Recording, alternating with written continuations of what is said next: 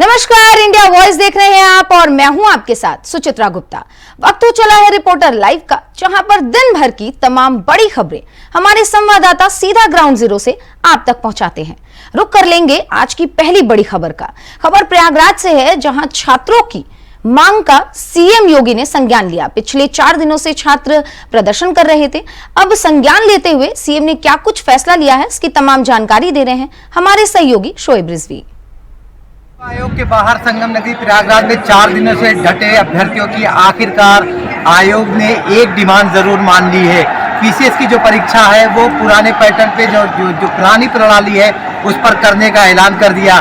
बताया जा रहा कि मुख्यमंत्री की पहल पर आयोग ने इस तरह का फैसला लिया। हालांकि आरओ के जो परीक्षा है उसको लेकर के एक कमेटी बना करके उस पर निर्णय लेने की बात कही जा रही है। हालांकि ये जो हालात है इससे कहीं ना कहीं अभ्यर्थी थोड़ा अब मायूस भी लग रहे हैं। उनकी तरफ से डिमांड किया जा रहा कि दोनों में इस तरह की व्यवस्था लागू की जाए। फिलहाल आयोग ने जो 4 दिनों से आंदोलन चल रहा था उसको कहीं ना कहीं विराम देने की कोशिश की है और इसी वजह से एक बड़ा निर्णय लिया है कि पीसीएस की जो परीक्षा है पुराने पैटर्न पे ही कराने की बात कह रहा है। लेकिन आरओ में अभी भी एक पेच फंसा है कि वो एक समिति बना करके इस पर आगे निर्णय करेगा। फिलहाल कहीं ना कहीं अभ्यर्थी इस फैसले से खुश भी हैं, लेकिन उनको इस बात की मायूसी है कि कहीं आरओ परीक्षा लटक न जाए। फिलहाल आने वाले दिनों में आरओ पर क्या फैसला होता है, लेकिन अब पीसीएस की परीक्षा के रास्ते साफ हो गए हैं। Shoaib Rizvi, India voice, Prayagraj. अगली खबर लखनऊ से है, जहां समाजवादी पार्टी के लिए उनके बागी विधायक नासूर बनते दिख रहे हैं। चूंकि बागी विधायक राकेश प्रताप सिंह बीजेपी के लिए पदयात्रा निकालकर जमीन तैयार कर रहे हैं। क्या है पूरी खबर, इसकी तमाम जानकारी दे रहे हैं हमारे सहयोगी मोहम्मद आसिफ। चुनाव के पहले समाजवादी पार्टी के बागी विधायकों ने अपनी ही पार्टी की टेंशन बढ़ानी शुरू कर दी है। एक तरफ जहां बागी विधायक राकेश प्रताप सिंह बीजेपी के लिए एयर बना रहे हैं, तो दूसरी तरफ चायल विधानसभा की विधायक पूजा पाल अब बीजेपी के लिए खुलकर प्रचार कर रही हैं। इससे कहीं न कहीं समाजवादी पार्टी की टेंशन और बेचैनी बढ़ती जा रही है। दरअसल बीते दिनों राज्यसभा चुनाव के दौरान समाजवादी पार्टी के करीब 8 विधायकों ने बागी तेवर दिखाए थे और बीजेपी प्रत्याशियों को वोटिंग किया था। इसके बाद से ही इन विधायकों की सपा प्रमुख अखिलेश यादव से दूरी बढ़ गई। अब यूपी में 9 सीटों पर उपचुनाव होने वाले हैं और तारीख भी नियत हो गई है, लेकिन इसके पहले यह बागी विधायक सपा प्रत्याशियों की जीत के लिए नहीं बल्कि इन्हें हराने के लिए अपनी ताल ठोक रहे हैं। अगर बात करें गौरीगंज के सपा विधायक राकेश प्रताप सिंह की, तो वह पदयात्रा निकाल बीजेपी का माहौल तैयार कर रहे हैं। तो दूसरी तरफ अगर फूलपुर की बात करें तो यहाँ पर समाजवादी पार्टी ने मुस्तफा सिद्दीकी को प्रत्याशी घोषित किया है, लेकिन यहाँ पर भी बागी विधायक पूजा पाल इनके विरोध में चुनाव प्रचार कर रही हैं। पूजा पाल बीजेपी प्रत्याशी दीपक पटेल के लिए खुला वोट मांग रही हैं और यूपी सीएम योगी आदित्यनाथ की जमकर तारीफ भी कर रही हैं। सहयोगी राहुल पाठक के साथ आसिफ बेग, इंडिया वॉइस, लखनऊ। आने वाले दिनों में यूपी में 9 सीटों पर उपचुनाव होने हैं, इसे लेकर धुआंधार प्रचार भी जारी है। इस बीच कल मैनपुरी के करहल सीट के प्रचार करने के लिए सपा प्रमुख अखिलेश यादव मैनपुरी जाने वाले हैं, जहां सपा प्रत्याशी तेज प्रताप यादव के समर्थन में अखिलेश एक जनसभा को संबोधित भी करेंगे। क्या कुछ तैयारी की गई है, इसे लेकर इसकी तमाम जानकारी दे रहे हैं हमारे सहयोगी मुकेश कुमार। मैनपुरी में कल पहुंचेंगे समाजवादी पार्टी के राष्ट्रीय अध्यक्ष अखिलेश यादव। समाजवादी पार्टी के प्रत्याशी तेज प्रताप यादव के समर्थन में जनसभा को करेंगे संबोधित। तो वहीं आपको बताते चला मैनपुरी के घिरोर चौराहे पर जनसभा का आयोजन होगा, जिसको लेकर मंच भी तैयार हो रहा है। तो हेलीपैड भी तैयार किया गया है। हेलीकॉप्टर उनका लगभग 2 बजे के 30 मिनट पर मैनपुरी पहुंचेगा और जनसभा को संबोधित कर देंगे। तो वहीं सपा जिला अध्यक्ष आलोक शाक्य ने जानकारी देते हुए बताया कि जितनी भी रैलियां अभी तक हुई हैं इस उपचुनाव को लेकर, उन सभी रैलियों की भीड़ का भी रिकॉर्ड तोड़ने का काम करेगी कल की रैली, क्योंकि कल समाजवादी पार्टी के राष्ट्रीय अध्यक्ष आएंगे और जो समाजवादी पार्टी का गढ़ और घर है उसको एकदम ताकत देने का काम करेंगे, कार्यकर्ताओं में जोश भरेंगे और समाजवादी पार्टी के जो प्रत्याशी हैं तेज प्रताप यादव, उनके समर्थन में जो एक विशाल रैली का आयोजन हो रहा है उसको संबोधित करने के लिए पहुंचे। उनके साथ समाजवादी पार्टी के कई वरिष्ठ नेता और मैनपुरी की सांसद भी मंच पर नजर आएंगी, जिसको लेकर समाजवादी पार्टी के जो जिलाध्यक्ष आलोक शाक्य ने जानकारी दी है और कहा है कि अधिक से अधिक लोग इस जनसभा में पहुंचकर जनसभा को सफल बनाने के लिए जो अपील भी की जा रही है, सोशल मीडिया का सहारा भी लिया गया है और जो कार्यक्रम हो रहा है उसको संपूर्ण रूप से भारी संख्या में लोग वहां पहुंचेंगे, इसकी व्यवस्था में लग गए हैं। मैनपुरी से इंडिया वॉच के वहीं यूपी में 9 सीटों पर उपचुनाव को लेकर पार्टियों के बीच में वार प्रत्यावार भी तेज हो गया है। आपको बता दें कि सपा प्रमुख अखिलेश यादव ने इस दौरान एक्स पर पोस्ट कर बीजेपी पर जमकर निशाना साधा। क्या कुछ लिखा है अखिलेश यादव ने, बता रहे हैं हमारे सहयोगी मोहम्मद अमान। लखनऊ यूनिवर्सिटी के गेट पे स्टूडेंट्स का जोरदार प्रदर्शन देखने को मिला। आपको बता दें, लखनऊ यूनिवर्सिटी में जो छात्र हैं जो विरोध प्रदर्शन कर रहे हैं वो समाजवादी छात्र सभा के नेता बताए जा रहे हैं, जिन्होंने यूपीएससी के जो अध्यक्ष हैं उनका पुतला फूंका है। उनका जोरदार प्रदर्शन है। उनका साफ तौर से कहना है जिस तरह से परीक्षाओं में जो घपला होता है और घोटाला हो रहा है, जिस तरह से जो परीक्षाएं हैं जो पूरी तरह से पारदर्शिता के साथ नहीं की जा रही है, जिसको लेकर जो स्टूडेंट हैं उनका जो भविष्य है वो अंधकार में जा रहा है, जिसको लेकर लगातार यहाँ पे जो लखनऊ यूनिवर्सिटी है यहाँ पे प्रदर्शन कर रहे हैं। ये आपको बता दें कि प्रयागराज से ये विरोध प्रदर्शन जारी था, जो अब लखनऊ पहुंच गया। लखनऊ में जोरदार प्रदर्शन देखने को मिला और उसमें मौके पे जो पुलिस बल मौजूद था उससे वहीं छात्रों की झड़प भी देखने को मिली है। जो लगातार वहाँ पे प्रदर्शन कर रहे थे उनको पुलिस ने रोकने का प्रयास किया कि वहाँ पे जो पुतला फूंका जा रहा था, जो यूपीएससी के जो अध्यक्ष हैं उनका जो पुतला फूंका जा रहा था, वहाँ पे पुलिस ने लगातार उनको रोकने का प्रयास किया है। और वहीं पे जो छात्र हैं, छात्रों ने उनका पुतला फूंकने के साथ साथ उनकी जोरदार नारेबाजी की है। और वहीं जो यूपीएससी के जो अध्यक्ष हैं उनके खिलाफ जमकर नारेबाजी के साथ साथ उनका पुतला फूंक दिया है। वहीं पे छात्रों का एक साफ तौर से ये भी कहना है कि जो आयोग है वो आगे चल के जो एग्ज़ाम होने हैं, यूपीएससी के एग्ज़ाम हैं, इसमें पूरी तरह से पारदर्शिता रखे, ताकि आने वाले जो आने वाले स्टूडेंट है, जो आने वाले एग्ज़ाम है उसमें स्टूडेंट्स का जो भविष्य है वो अंधकार में ना जाए और ताकि उनको पूरी तरह से जो पारदर्शिता है वो मिल सके। लखनऊ से मोहम्मद अमान, इंडिया वॉइस। अगली खबर वाराणसी से है, जहां देव दीपावली को लेकर बहुत सारी तैयारियां की जा रही हैं। आपको बता दें कि कल हमारे देश में देव दीपावली मनाई जाएगी। इसे लेकर वाराणसी में क्या कुछ तैयारी की गई है, इसकी तमाम जानकारी दे रहे हैं हमारे सहयोगी धर्मेंद्र पांडे। कार्तिक पूर्णिमा के दिन वाराणसी में दीपोत्सव मनाया जाता है। देव दीपावली के नाम से इसे पूरे दुनिया में जाना जाता है। इस देव दीपावली पे कार्तिक मास में देव दीपावली के उपलक्ष्य पे काशी के लगभग 90 घाटों पे कई लाख दियों को जलाकर के जगमग किया जाता है।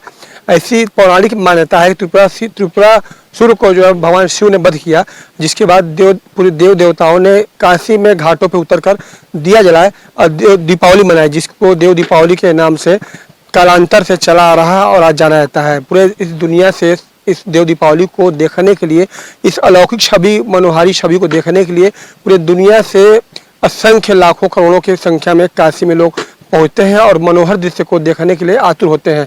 इस वर्ष भी देव दीपावली का महोत्सव मनाया जाना है। देव दीपावली 15 नवंबर को मनाई जाएगी। लगभग तैयारियां पूरी की जा चुकी हैं। वाराणसी के 90 घाटों को सजाया जा चुका है। अद्भुत नज़ारा जो है देव दीपावली में देखने को मिलेगा। इस बीच जो है मुख्य अतिथि के तौर पर उपराष्ट्रपति के आने की उम्मीद जताई जाती है। साथ ही मुख्यमंत्री योगी आदित्यनाथ भी मौके पर मौजूद होंगे। देव दीपावली के उत्सव पर श्वेतमणि घाट पे जो है लेजर लाइट शो के भव्य नज़ारे दिखाई देंगे। वहीं गंगा घाट के रेतियों पे आतिशबाजियों के प्रमुख नज़ारों को दर्शनार्थियों को देखने को मिलेगा। लगभग 15 लाख देसी और विदेशी मेहमानों के काशी पहुंचने की उम्मीद जताई जाती है। इस देव दीपावली के उपलक्ष्य में पूरे दुनिया के लोगों का जमावड़ा यहाँ काशी में होगा, जिसको लेकर प्रशासन पूरी तरह तैयार हो चुकी है और वाराणसी के घाटों को पूरी तरह सजाया जा चुका है। नमो घाट के फेज 2 का उपराष्ट्रपति के द्वारा उद्घाटन भी किया जाना है। उपराष्ट्रपति के उद्घाटन को लेकर के पूरी तैयारी हो चुकी है। फेज 2 में उद्घाटन होना है। पूरे घाट तैयार है और असंख्य दियों के, लाखों दियों के साथ समाज सेवी संगठन और जिला प्रशासन के लोग जो है इस काम के लिए मुस्तैद हैं और पूरी तरह तैयारी दिखाई दे रही है। वाराणसी से धर्मेंद्र पांडे, इंडिया। अगली खबर यूपी के सियासत में एक भूचाल लाने जैसी है। आपको बता दें कि मतदान से पहले, जी हां, उपचुनाव में जो मतदान होने हैं उससे पहले इरफान सोलंकी के जेल से बाहर आने की संभावना जताई जा रही है। लेकिन कैसे, क्या है ये पूरा मामला, इसकी तमाम जानकारी दे रहे हैं हमारे सहयोगी मोहम्मद आसिफ। समाजवादी पार्टी के पूर्व विधायक इरफान सोलंकी मतदान के पहले जेल से बाहर आ सकते हैं। आगजनी मामले में कोर्ट ने इरफान सोलंकी को जमानत दे दी है। फिलहाल कानूनी अड़चन न आई तो वह जेल से बाहर आकर अपनी पत्नी नसीम सोलंकी को जिताने के लिए चुनाव प्रचार भी करेंगे। दरअसल कानपुर की सीसामऊ सीट के विधायक रहे इरफान सोलंकी जेल में बंद हैं। उन पर 18 मुकदमे दर्ज हैं और सीसामऊ में आगजनी मामले में इरफान सोलंकी ने हाई कोर्ट में एक याचिका दाखिल किया था, जिस पर उन्होंने मांग किया था कि उनकी सज़ा कम की जाए। लेकिन हाई कोर्ट ने मामले की सुनवाई करते हुए इरफान सोलंकी को जमानत दे दिया। हालांकि उनकी सज़ा बरकरार रहेगी। इससे यह कयास लगाया जा रहा है कि इरफान सोलंकी मतदान के बाहर जेल से, मतदान के पहले जेल से बाहर आ सकते हैं। हालांकि उन पर 18 मुकदमे दर्ज हैं, 7 मुकदमे पेंडिंग हैं। वहीं यह भी कहना है कि इन मामलों में भी जल्द से जल्द अगर सुनवाई हुई तो इरफान सोलंकी बाहर आ जाएंगे। सहयोगी राहुल पाठक के साथ Asif Baig, India voice, Lucknow. Reporter live में वक्त हो चला एक छोटे से ब्रेक का, चल लौटते हैं। ब्रेक के बाद एक बार फिर से रुक करेंगे खबरों का। खबर मैनपुरी से है, जहां डीएपी खाद की किल्लत को लेकर गुस्साए किसानों ने शहर के राधा रमन रोड पर जमकर हंगामा किया। क्या कुछ है ये पूरा मामला, इसकी तमाम जानकारी दे रहे हैं हमारे सहयोगी मुकेश कुमार। डीएपी खाद को लेकर तस्वीरें पहले भी कई बार सामने आ चुकी है। तो वहीं आपको बताते चले मैनपुरी के भामद चौराहे पर देर शाम जब 500 से अधिक किसान डीएपी खाद लेने को लेकर जहां सुबह भूखे प्यासे लाइन में लगे नजर आए, तो वहीं जब आखिरी समय तक देर शाम तक उनको डीएपी खाद नहीं उपलब्ध हुई, जिससे किसान नाराज हो गए। तो वहीं भारतीय किसान यूनियन के पदाधिकारी भी इस दौरान पहुंच गए और उन्होंने राधा रमन रोड पर सड़क पर जाम लगा दिया। जाम लगाए जाने की सूचना पुलिस के और जो डीएपी खाद के संबंधित अधिकारी हैं उनको सूचना मिली है। तो वहीं मौके पर एसडीएम, नायक तहसीलदार और कोतवाली प्रभारी सहित भारी फोर्स भी मौके पर पीएसी कंपनी भी पहुंच गई। इसके बाद किसानों को समझा बुझाकर जाम तो खुलवा दिया गया, मगर डीएपी की जो किल्लत चल रही है आखिर उससे निजात किसानों को कब मिल पाएगी, ये तो आने वाला समय ही बताएगा। फिलहाल किसानों की मांग है कि डीएपी की जो किल्लत चल रही है इसको समय रहते पूरा किया जाए और किसानों को डीएपी समय से मिल सके, यही मांग कर रहे हैं मैनपुरी के किसान। फिलहाल धरना प्रदर्शन और रोड जो सड़क पर जाम लगाया उससे यातायात भी काफ़ी देर तक बाधित रहा, तो वहीं लोगों को भी परेशानी का सामना करना पड़ रहा है। मैनपुरी से इंडिया वॉइस के लिए झांसी में सरकारी स्कूल के मास्टर की लापरवाही मासूम बच्चों पर भारी पड़ गई। लेकिन कैसे, क्या है ये पूरा मामला, इसकी तमाम जानकारी दे रहे हैं आपको शेख गुल मोहम्मद। झांसी में एक सरकारी विद्यालय के अध्यापक की लापरवाही उस समय भारी पड़ गई जब वे अपनी 4 पहिया गाड़ी को बैक कर रहे थे। बैक करते समय गाड़ी अचानक आगे बढ़ गई, जिससे विद्यालय के 5 मासूम बच्चे कार की चपेट में आ गए और गंभीर रूप से घायल हो गए। चीख पुकार सुनकर ग्रामीण मौके पर पहुंचे और तत्काल बच्चों को अस्पताल में भर्ती कराया, जहां पर 4 की हालत गंभीर होने पर उन्हें झांसी मेडिकल कॉलेज रेफर कर दिया गया है। आपको बता दें कि मऊरानीपुर कोतवाली अंतर्गत पड़ने वाले ग्राम बड़ा गांव का यह मामला है। झांसी से शेख गुल मोहम्मद की रिपोर्ट। अगली खबर उत्तराखंड से है, जहां आपको बता दें केदारनाथ उपचुनाव को लेकर अब राजनीति में एक नया मोड़ आ गया है। क्या है ये नया मोड़, इसकी तमाम जानकारी आपको दे रहे हैं हमारे सहयोगी अभय कैंतुरा। विधानसभा का उपचुनाव बड़ा रोचक होने चला है, क्योंकि इस चुनाव के अंतिम चरण में जब प्रचार प्रसार के लिए सियासी दलों ने पूरी ताकत झोंक दी है, तो फिर ऐसे में नया तड़का नेताओं की बयानबाजी से लचका हुआ नजर आ रहा है। मुख्यमंत्री पुष्कर सिंह धामी ने जहां बाबा केदार को लेकर सौगंध खाने का काम किया, तो अब कांग्रेस ने भी पलटवार करने का काम किया है। कांग्रेस के पूर्व प्रदेश अध्यक्ष गणेश देवयाल ने गंगा जल हाथ में लेकर कहा कि उनके द्वारा कोई अनैतिक कार्य या फिर जो मंदिर निर्माण की बात मुंबई में की जा रही थी वो नहीं किया गया है। ऐसे में अगर भाजपा की सरकार सच्ची है तो फिर उन्हें भी गंगा जल की सौगंध खानी चाहिए, क्योंकि गंगा जल से बड़ा या गंगा से बड़ी कोई अदालत नहीं है और इसी को सारा इंसाफ होगा। लेकिन जिस प्रकार से नेताओं की बयानबाजी चल रही है, तो भाजपा के नेता ही भाजपा के लिए मुसीबत खड़ी कर रहे हैं और भाजपा के विधायक विनोद चमोली ने इसे एक बड़ी गलती के रूप में स्वीकारा है, जो दिल्ली में मंदिर निर्माण केदारनाथ धाम के नाम पर हो रहा था। साथ ही ये कहा जा सकता है कि अब जनता को भी इन्हीं सब मुद्दों को लेकर, इन्हीं सब मुद्दों पर रोका करके अपना वोट कास्ट करना है, जो 20 नवंबर को इस उपचुनाव के लिए मतदान होना है। तो देखना ये होगा कि जनता किस आधार पर अपना वोट देती है और किसे अपना जनप्रतिनिधि चुनने का काम करती है। कैमरामैन अश्विन के साथ अभय कैंतुरा, इंडिया लाइव। अगली खबर देहरादून से है, जहां मुख्यमंत्री धामी ने उत्तराखंड फ्री देवभूमि अभियान के तहत वरिष्ठ पुलिस अधीक्षकों को निर्देश दिया है। क्या है ये निर्देश, इसके बारे में विस्तार पूर्वक जानकारी दे रहे हैं हमारे सहयोगी धनराज गर्ग। मुख्यमंत्री पुष्कर सिंह धामी का जहां एक और सपना है कि उत्तराखंड को नशा मुक्त बनाना है, उसी कड़ी में कहीं ना कहीं एसटीएफ लगातार नशा तस्करों पर नकेल कसती हुई नजर आ रही है, क्योंकि पिछले दिनों भी कई इसी तरह के स्मैक की जो है पुलिस एसटीएफ ने गिरफ्तार किए थे और जिनके पास से लाखों रुपए की जो स्मैक है वो बरामद की थी।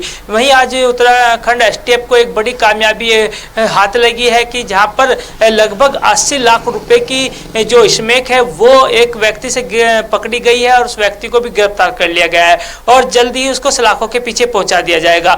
और लगातार इसी तरीके से एसटीएफ लगातार कार्रवाई करती हुई नजर आ रही है। आगे भी इसी तरीके से लगातार कार्रवाई चलती रहेगी, क्योंकि जो एसएसपी हैं एसटीएफ के, उन्होंने साफ तौर पर कहा है कि कहीं ना कहीं इस तरह के जो तस्कर हैं उनकी निगरानी की जा रही है और ऐसे तस्करों को बख्शा नहीं जाएगा और उनको जल्द ही सलाखों के पीछे पहुंचाया जाएगा। अगली खबर बहराइच से है, जहां सरकार की आंखों में धूल झोंककर अवैध विद्यालय चलाया जा रहा है। क्या है ये पूरा मामला और कैसे सरकार इस खबर से अछूती है, इसके बारे में पूरी जानकारी दे रहे हैं हमारे सहयोगी महेश चंद्र गुप्ता। बहराइच में शिक्षा माफियाओं का बोलबाला है। इसका जीता जागता नमूना आपको देखने को मिलेगा इस जगह पर। ये जो विद्यालय बहराइच के हुजूरपुर रोड पर ताजपुर में स्थित है, ब्लू बेल्स पब्लिक स्कूल के नाम से यह विद्यालय वहां पर संचालित है। इस विद्यालय की जो मान्यता है वो केवल कक्षा 5 तक है, लेकिन जो कक्षाएं संचालित की जाती हैं वो 12 तक इंटर तक की कक्षाएं संचालित की जाती हैं। गेट पर ताला लगाकर इन बच्चों को शिक्षा दी जाती है। अगर कोई अधिकारी या कोई इसकी पूछताछ के लिए पहुंचता है तो उससे पहले या तो अकारण ही स्कूल में छुट्टी कर दी जाती है या फिर गेट का ताला ही नहीं खोला जाता है। तो सबसे बड़ा सवाल ये उठता है कि इस इतने बड़े गोरख धंधे में, इतने बड़े कांड में ये जो स्कूल प्रबंधन है, स्कूल का प्रबंधक है, वो कैसे इसको मैनेज कर रहा है।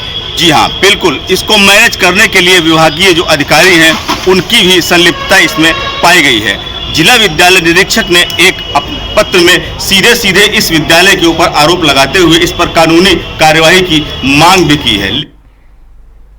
अगली खबर झांसी से है, जहां सनातन हिंदू एकता पदयात्रा को लेकर झांसी प्रशासन ने रूट चार्ट तैयार किया है। इस रूट चार्ट को लेकर क्या कुछ चीजें प्रशासन ने तैयार की है, इसके बारे में तमाम जानकारी दे रहे हैं हमारे सहयोगी शेख गुल मोहम्मद। बागेश्वर धाम पीठाधीश धीरेन्द्र शास्त्री द्वारा 21 नवंबर से सनातन हिंदू एकता पद यात्रा निकाली जा रही है। यह यात्रा झांसी के मऊरानीपुर से होकर गुजरेगी। वह एक दिन रात्रि का विश्राम भी करेगी। आशंकाएं जताई जा रही हैं कि इस यात्रा में बॉलीवुड के मशहूर कलाकार एक्टर संजय दत्त भी शामिल होंगे, जिसको लेकर आज झांसी के जिलाधिकारी और वरिष्ठ पुलिस अधीक्षक मऊरानीपुर पहुंची, जहां पर उन्होंने पूरी यात्रा का रूट मैप तैयार किया। वह पुलिस को कड़ी सुरक्षा व्यवस्था को लेकर दिशा निर्देश दिए हैं। झांसी से शेख गुल मोहम्मद की रिपोर्ट। गाजीपुर में लुटेरों का आतंक देखने को मिला। आपको बता दें, लुटेरों ने सराफा व्यवसाय से 8 लाख से अधिक की लूट की और चंपत हो गए। और इस मामले पर अब तक क्या कुछ कार्रवाई की गई है, इसके बारे में पूरी जानकारी दे रहे हैं हमारे सहयोगी सुशील तिवारी। घटना है गाजीपुर जिले के सैदपुर के पुलिया के पास ये घटना घटी है, जहां पर जब पुलिस को सूचना मिली तो वहां पर जाते हैं अधिकारी, छानबीन करते हैं, होगा इसका पर्दाफाश और गुनहगारों को पकड़ा जाएगा। लेकिन पल्सर से वो आए थे बदमाश, जो कि 3 बदमाश नकाबपोश लगाए हुए थे और वो सराफा व्यवसायियों को पहले रुकवाते हैं, ओवरटेक करते हैं, उनका पीछा करते हैं। उसके बाद वो जब नहीं रुकते तो पिस्टल के मुठिया से कर देते हैं प्रहार। उसके बाद वो पैसे लेकर फरार हो जाते हैं। गाजीपुर पुलिस के लिए भी ये बड़ा चैलेंज है कि आखिर इन 8 लाख रुपए लूटने वाले नकाबपोश बदमाशों को जल्द से जल्द। खबर छत्तीसगढ़ के बलौदा बाजार से है, जहां सहकारी समिति कर्मचारी की जो हड़ताल हो रही थी वो समाप्त हो गई है। लेकिन ये हड़ताल क्यों हो रही थी, इसके बारे में पूरी जानकारी दे रहे हैं हमारे सहयोगी प्रदीप महेश्वरी। छत्तीसगढ़ में धान की खरीदी स्टार्ट हो गई है। शासन के द्वारा सरकारी धान खरीदी में आज जिला प्रशासन की ओर से 166 उपार्जन केंद्र बनाए गए थे और 168 सोसाइटियों के माध्यम से यह धान खरीदी किसानों की जाएगी, सरकारी धान खरीदी की जाएगी। याद है कि विष्णुदेव सरकार के द्वारा चुनाव के समय यह किसानों से वादा किया गया था कि प्रत्येक किसान का प्रति एकड़ 21 क्विंटल धान 3100 रुपए के भाव से लिया जाएगा और किसान को समृद्ध बनाने के लिए भारतीय जनता पार्टी की विष्णुदेव की सरकार संकल्पित है और इसीलिए किसानों को एक साथ 21 क्विंटल धान प्रति का खरीद कर 3100 के भाव से एक साथ पेमेंट करने का निर्णय मोदी की गारंटी और विष्णुदेव का। खबर अलीगढ़ से है, जहां दीवानी कचहरी में गाजियाबाद में अधिवक्ताओं के साथ हुई बर्बरता को लेकर जबरदस्त प्रदर्शन देखने को मिला। लेकिन क्यों और कब तक चलेगा ये प्रदर्शन, इसकी तमाम जानकारी दे रहे हैं हमारे सहयोगी शाहनवाज। बाद में अधिवक्ताओं के साथ हुई बर्बरता के बाद अलीगढ़ के थाना सिविल लाइन क्षेत्र स्थित दीवानी कचहरी में अधिवक्ताओं के द्वारा सड़क पर उतरकर मानव श्रृंखला बनाते हुए जोरदार प्रदर्शन किया है। इधर प्रदर्शन के दौरान अधिवक्ताओं का साफ तौर पर कहना है कि लगातार वे पिछले 15 दिन से प्रदर्शन करते हुए चले आ रहे हैं, लेकिन मामले में अभी तक किसी प्रकार की कोई सुनवाई नहीं हुई है। अधिवक्ताओं का साफ तौर पर कहना है कि जिस तरीके से गाजियाबाद में अधिवक्ताओं के साथ पुलिस के द्वारा जिला जज के कहने पर लाठीचार्ज हुआ था, वह उसकी कड़ी शब्दों में घोर निंदा करते हैं और उसी के चलते उनके द्वारा जिला जज और वो पुलिसकर्मी जिनके द्वारा लाठीचार्ज किया था उनके खिलाफ कार्रवाई की मांग करते हैं। इधर अधिवक्ताओं का कहना है कि जिस तरीके से अधिवक्ता लगातार सड़क पर उतरकर प्रदर्शन कर। अगली खबर गाजियाबाद से है, जहां स्कूल बस में भयंकर आग लग गई। लेकिन आग कैसे लगी, क्या रहा इसका कारण, इसकी तमाम जानकारी दे रहे हैं हमारे सहयोगी प्रथम चौधरी। गाजियाबाद में आज एक सुबह बड़ा हादसा टल गया। आपको बता दें कि स्कूल बस में जिसमें 15 बच्चे सवार थे उसमें अचानक आग लग गई। जैसे ही बस से धुआं उठाई दिया, ड्राइवर ने तुरंत बस को रोका और सभी बच्चों को आने में बस से सुरक्षित उतार लिया गया। कुछ देर बाद आग की लपटों ने पूरी तरह से बस को घेर लिया। आग लगने के तुरंत ही सूचना मिलते ही तुरंत फायर ब्रिगेड की 2 गाड़ियां मौके पर पहुंची। करीब 20 मिनट की मशक्कत के बाद आग पर काबू पा लिया गया। हालांकि तब तक बस पूरी जल चुकी थी। राहत की बात यह रही कि सभी बच्चों को समय से और सुरक्षित बाहर निकाल लिया गया। आपको बता दें, प्रभारी जानकारी के अनुसार आपको बता दें कि बलौदा बाजार पुलिस को एक बड़ी कामयाबी हाथ लगी है, जहां चाइल्ड पोर्नोग्राफी के मामले में एक युवक को पुलिस ने गिरफ्तार कर लिया है। क्या कुछ है ये पूरा मामला, इसकी जानकारी दे रहे हैं हमारे सहयोगी प्रदीप महेश्वरी। चाइल्ड पोर्नोग्राफी में एक युवक को गिरफ्तार किया गया था। यह युवक बलौदा बाजार के बस स्टैंड में मोबाइल की दुकान का संचालक है। याद है कि 21 फरवरी 2022 को यह व्यक्ति चाइल्ड पोर्नोग्राफी के माध्यम से अश्लील फोटो अपलोड किया था, जिसको गृह मंत्रालय नई दिल्ली ने के लोकेशन पर बलौदा बाजार का यह लोकेशन दिया, जिससे यूटीसी के माध्यम से ट्रेस किया गया था। और ट्रेस करने के बाद महन साहू नामक एक युवक को पुलिस ने गिरफ्तार की। गिरफ्तार करने के बाद उसके मोबाइल को जब्त किया गया और जब्त करने के बाद उसके कॉल डिटेक्ट जब निकाले गए तो आईबी सेवा प्रदाता के माध्यम से यह महन कुमार साहू नामक युवक। तो फिलहाल के लिए रिपोर्टर लाइव में आज के लिए बस इतना ही। देश और दुनिया की तमाम खबरों के लिए आप बने रहिए इंडिया वॉइस के साथ। नमस्कार।